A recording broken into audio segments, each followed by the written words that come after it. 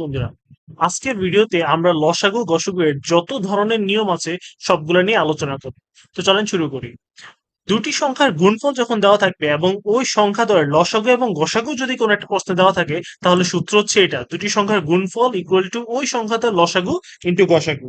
এর একটা উদাহরণ যদি আমরা দেই, তাহলে 36তম বিসিএস পরীক্ষায় এবং বিভিন্ন ভর্তি পরীক্ষায় কিছু কোয়েশ্চেন এসেছে।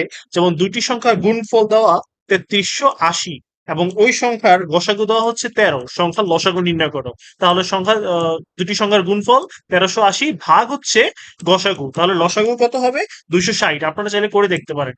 তারপরে অপর সংখ্যাটি নির্ণয় করার ক্ষেত্রে দুটি সংখ্যার সাপোজ দুটি সংখ্যা লসাগু এবং গসাগু দুইটাই দেওয়া আছে এবং সংখ্যা দেওয়ার মধ্যে যে কোনো একটি, মনে করেন একটি সংখ্যা এক্স আর একটির মান দেওয়া আছে 13।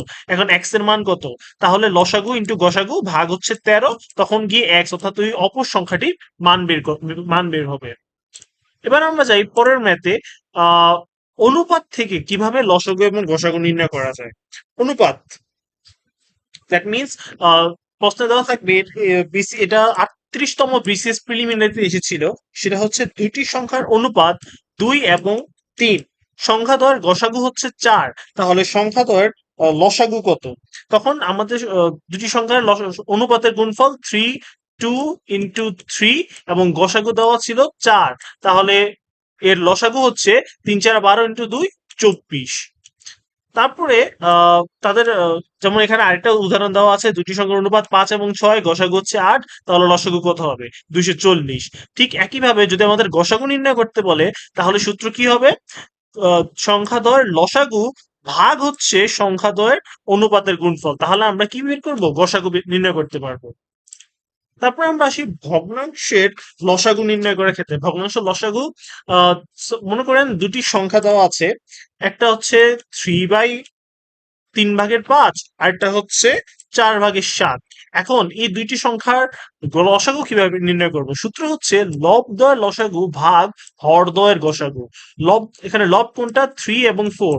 এই দুইটার লসাগু কত? দুইটার লসাগু হচ্ছে 12, 3 4 12, এবং হরগুলো কি কি? 5 এবং 7। দুইটার গসাগু কত? 1, অর্থাৎ 12/1। উত্তর হচ্ছে আমার 12।